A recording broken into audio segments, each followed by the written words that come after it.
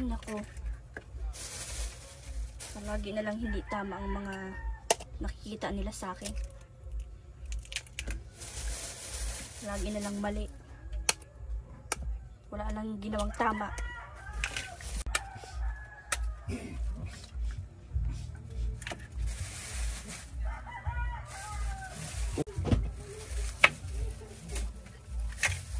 Ano kayang magandang gawin para maging wait lang po. Ano pong anuin ko? Buti pa magluto muna ako ng itlog para makakain.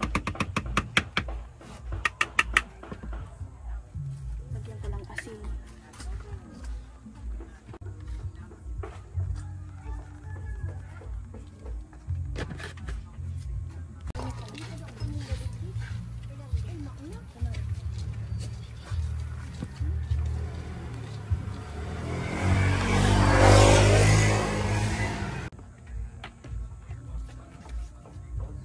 Kaya ganun si mama.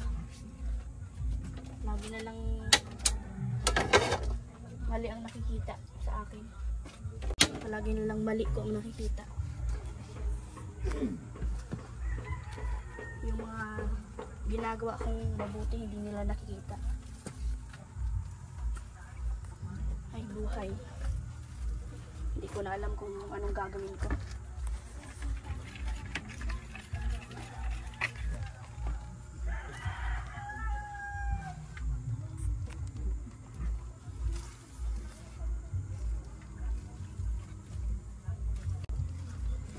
Kumusta na kayo si Papa Franz ngayon? Hindi na rin ako nakakabati sa kanya. Tagal naman ito.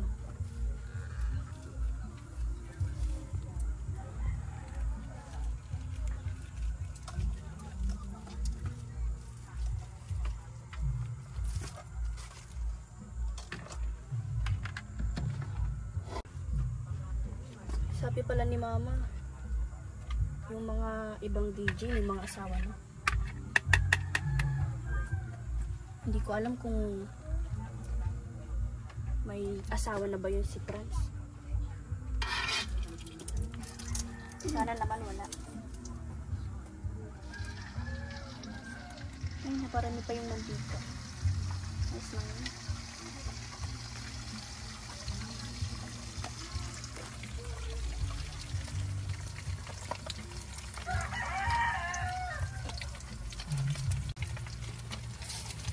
Palagi silang ganyan.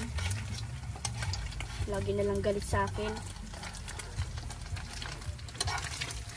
Hindi ko alam, baka makapaglayas ako dito.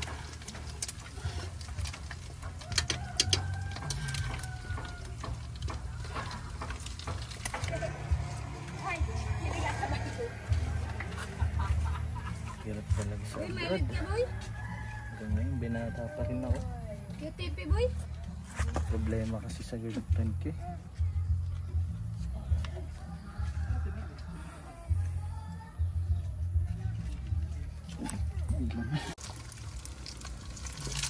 Ginagawa pa nila akong bata.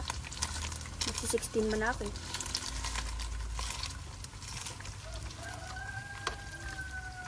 Hindi na ako bata para pagalitan ng paulit-ulit, pagsabihan ng paulit-ulit.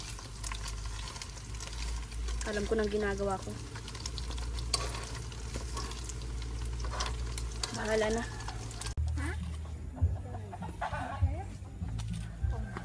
Tapos, babalik pa akong abroad. 35 na ako. Wala pa akong hirap pag tumatanda. Mga dalaga kaya dito. Babae kaya dito.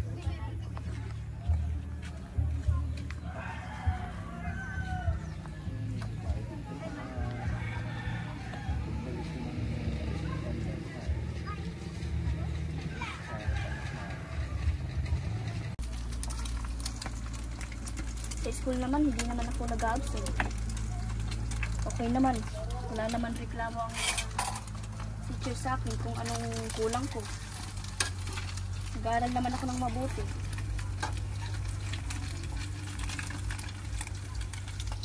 Hindi naman ata masamang magkaroon ng paghanga sa isang tao, di ba?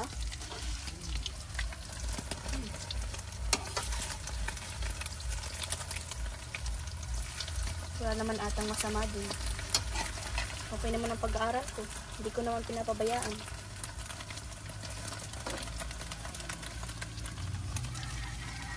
Sana lang makita nila yun. Na kahit ganun ako, hindi ako nagpapabaya sa pag-aaral. Ginagawa ko pa rin ang best ko para makapagtapos ako kahit senior high lang. Sa hirap ng buhay, kailangan pa rin makapagtapos ng pag-aaral para pagdating ng panahon, ng araw, hindi na nila ako maapi-api pa.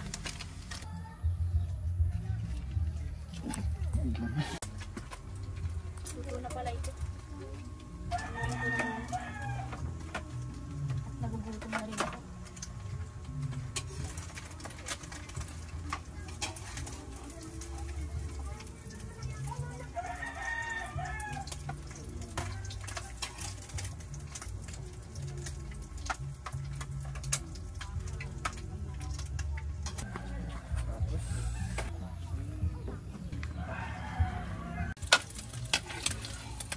Ito, walang ibang ulam. Minsan tuyo. Minsan kahit anong makuhang gulay na kamote, ganyan. Kamuting kahoy. Okay na yun. Basta may malulutong gulay. Ito ngayon, ulam natin ay itlog. Ulam ko pala.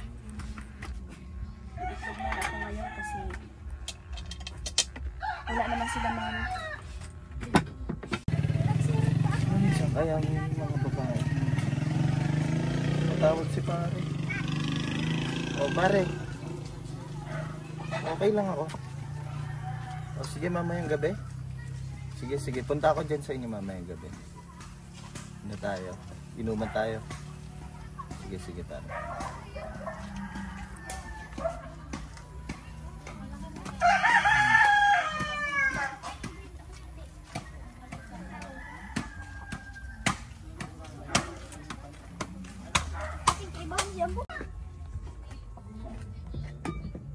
Ay, wala palang laman to. Wala pa palang kanin. Kala ko mayroon na. Bili muna ako sa tindahan.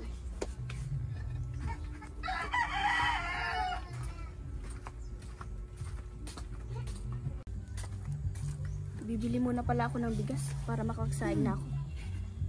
Wala pa palang bigas.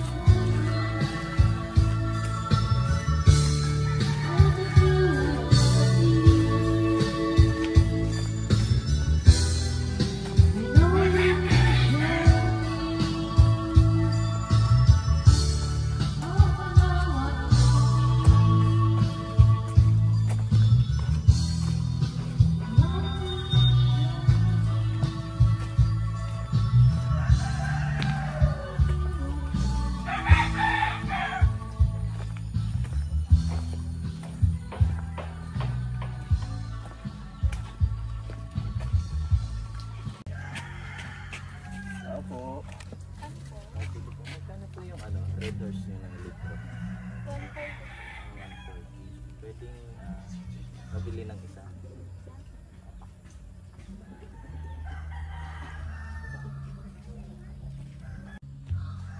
Salamat.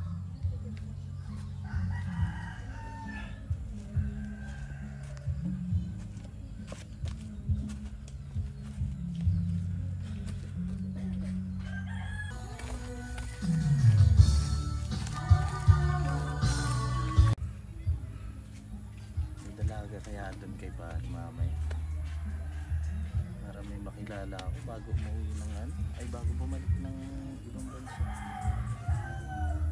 Pero pag tumatanda na,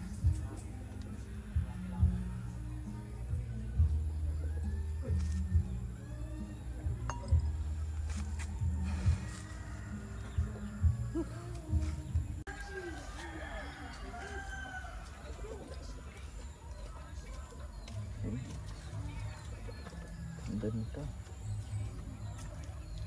Saan kaya ito? May dalaga pala dito, ang ganda. Saan kaya ito dito nakatira? Ito siya.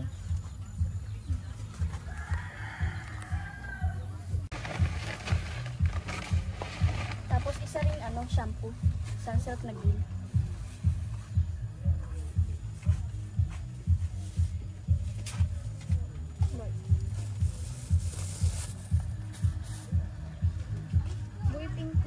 Sige na.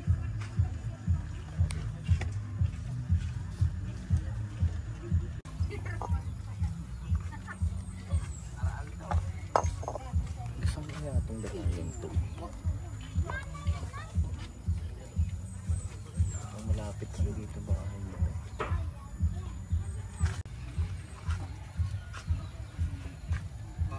Ako nakatira. Tatanungin ko nga si Tinda kung kakilala nila itong dalagang.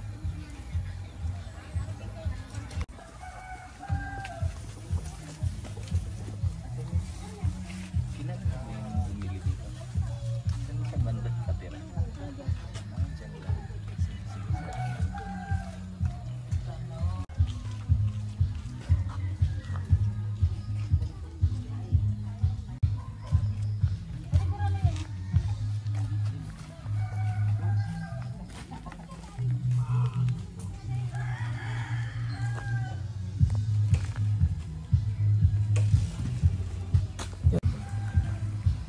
Doon pala siya.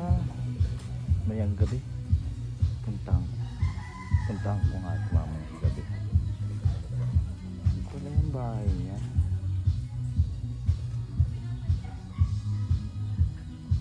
Bago ako pumunta kay Lapan, dadaan muna ako ng mamayang gabi. Lapit ito sa akin mamayang gabi. Dadaan ako sa kanila. Hoy, kilala niyo si yung dalaga kanina, si Daniela ba yun? Kilala niyo ba yan? Pero dito yung nakatira. Nakapagturo kasi sa akin. Dito ang lalaki. Alam ko, kapitbahay niyo yata. Sige, salamat.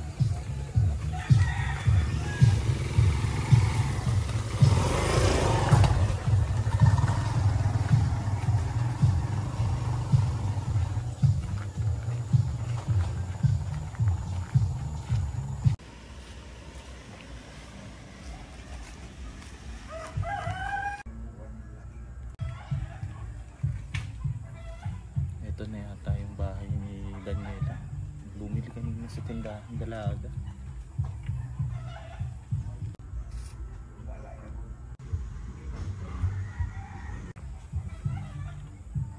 Sabi sa akin nung tindera kanina Daniela daw pangalan ng dalaga. Bumili kanina.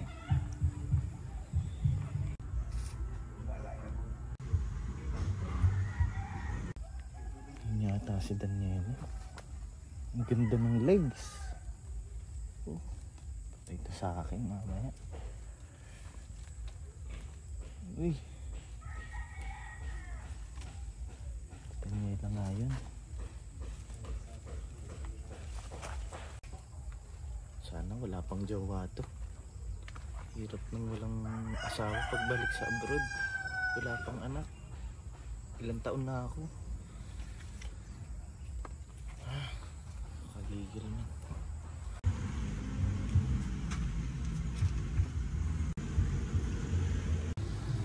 Ay, walang duda. Daniela nga to. Napaka-kinis ng legs.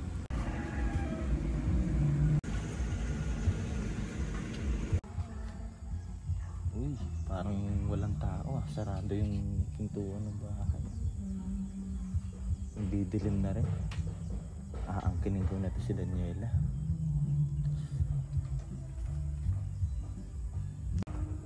Ang kinis ng kutis talaga ng Daniela. Puti-puti. Sa akin talaga ito ngayong gabing to. Walang tao.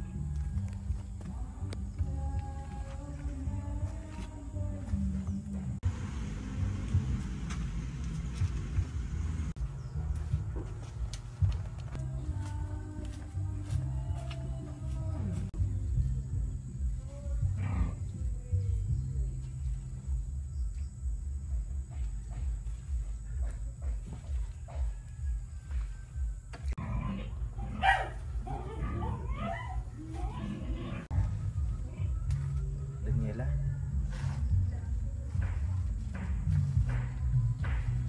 Daniela. Mas maganda ako kay Daniela. Ha? Sino ba yan? Daniela, sa akin mo ngayon. Ha? Mas maganda ako kay Daniela. Hindi, di mo niya ito. Mas maganda ako doon. Saan ka, Pogi? Saan ka?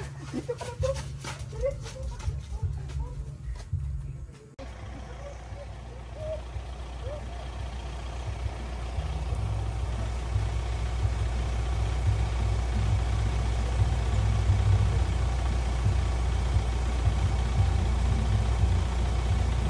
Yan, tuloy, nagkasakit ka. Kawasa, lagi kang nasa pinyahan, kagagama sa sobrang sipag mo. Yan na, kaya sa susunod, huwag ka naman masyadong magparaano. Dahil wala naman sa atin siyempre tayo lang dalawa mag-asawa. Kaya huwag ka na magparaano nitong Pag naulan na, nasilong na. Hindi yung lahat lang na iaano mo, dyan mo na itutuon sa pinyahan, pabalik-balik ka dyan sa pinyahan. Huwag naman ganyan. Ito, tatapalan kita nitong ik mo para bumaba ang lagnat mo. Tao po! Tao po! Daniela! Daniela! Daniela! Bakit po? Si Daniela? Ano po kayo? Si Joy po, classmate po ni Daniela.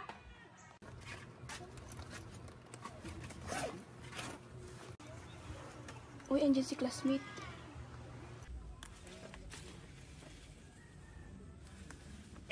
Mahirap baga sa ngayon ng panahon. Ito, tapalan ka dyan. Oo. Para maalis ang kabag. Yun na nga ang sinasabi ko sa iyo ay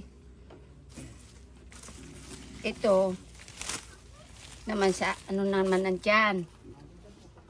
Mamaya para maalis ang kabag, mamaya pang hating gabi maglalagay ka pa. Wala naman tayo ibang magtutulungan, tayong dalawa. Mga anak mo, hindi mo naman maasahan yan at laging wala. Kung saan saan napurunta, naghahanap buhay din sila. Daniela! Ba't di ka na pumapasok? Ba't di ka na pumapasok? Namimiss ka na namin, malapit na pati ang graduation. Ano ba nangyari sa'yo?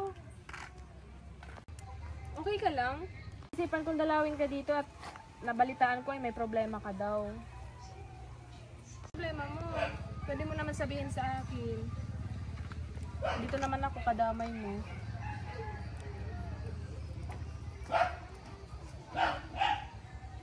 Classmate, kaya ko na kasing pumasok.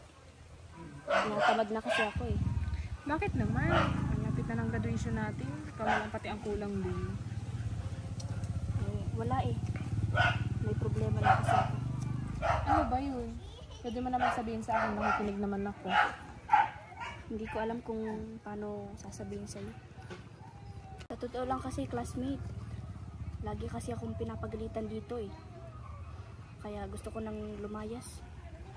Baka naman may nagagawa kang hindi maganda, kaya lagi kang napapagalitan. Wala naman. Hindi ko alam nga kung bakit palagi nilang galit sa akin ng mga tao dito. Sa hirap ng buhay ngayon, hindi na pwedeng magparaasa tayo sa mga anak natin. Nakakaawa naman. Kaya ikaw, mag-ingat ka din. Na hindi yung laging sa kasubra naman ng sipag mo ay laging ganyan ang nangyayari sa ating dalawa. Wala naman natulong, tayo din lang na dalawa. Ano, mangangaanta ka pa? Ha? Ayan, si Daniela, kung nasaan na naman. Laging pabalik-balik na lang doon sa Correggio kay DJ Franz niya. Classmate, baka pwedeng doon muna ako makituloy sa inyo. Aalis na kasi ako dito eh. Ikaw, classmate, kung gusto mo, wala namang problema yun sa akin eh. Mas okay nga na nandun ka sa bahay para mas nakakapokus ka rin sa pag-aaral mo. Salamat classmate ha. Ikaw, classmate, baka kasi hanapin ka ni Latita. Kasi nabalitaan ko si papa mo may sakit daw. Kaya walang mangyayari sa atin. Laging pabalik-balik doon, nagpapaalam sa akin na ma-school siya. Yung pala hindi na, kaya pati tigilin ko na. Gamot mo, maya-maya. Mag-inom ka na ng gamot mo para gumaling ka na.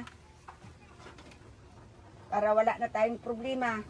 Huwag ka munang pumunta sa pinyahan para gumaling ka na.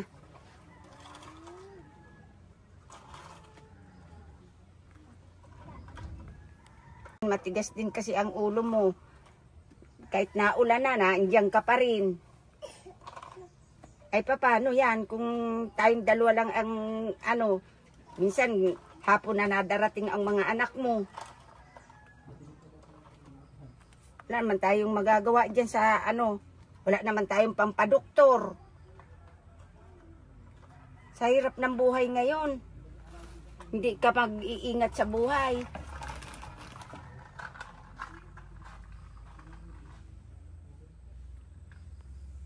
Siya, matulog ka muna para pagpawisan ka, para maalis ang lagnat mo.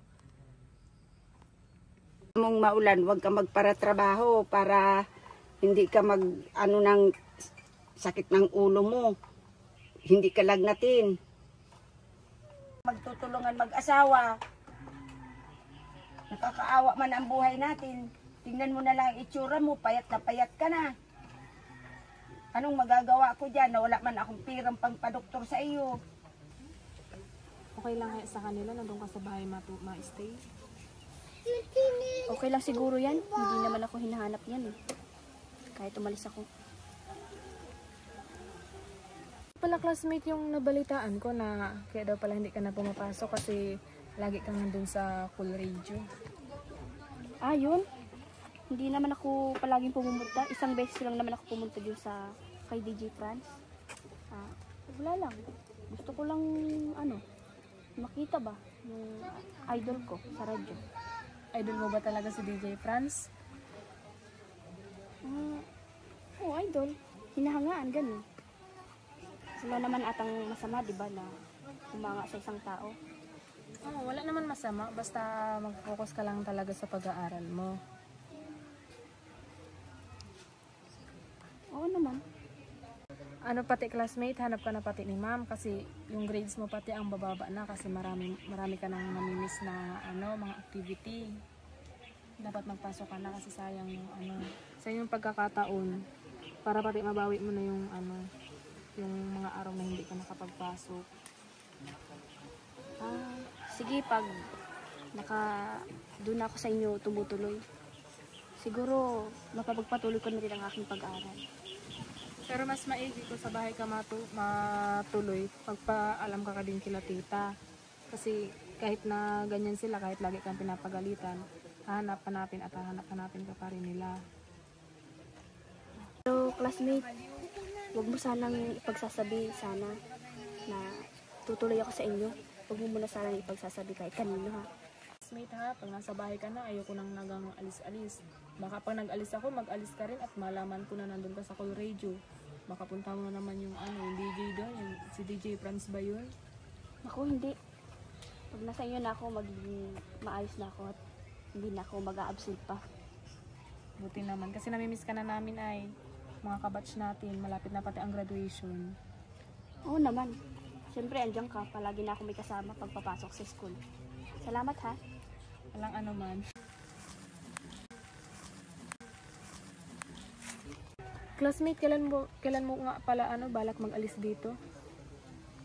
Kahit mamayang gabi, classmate, pag tulog na sila, siguro tatakas ako.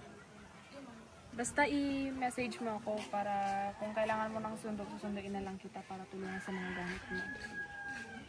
Kunti lang naman yung dadaling kong gamit. Sige. Siguro sa bag lang naman. Basta i-message mo lang ako. Sige. Salamat pala sa pag-uunawa ha. Salamat din kasi dinalaw mo ko dito. Hindi ko alam kung saan ako pupunta pag umalis ako dito. Wala yun. Basta ikaw. Saka ano mo naman pati kasi. Wala naman kasi akong ginagawa. So ayun, naisipan kitang dalawin at hindi ka na nga pumapasok.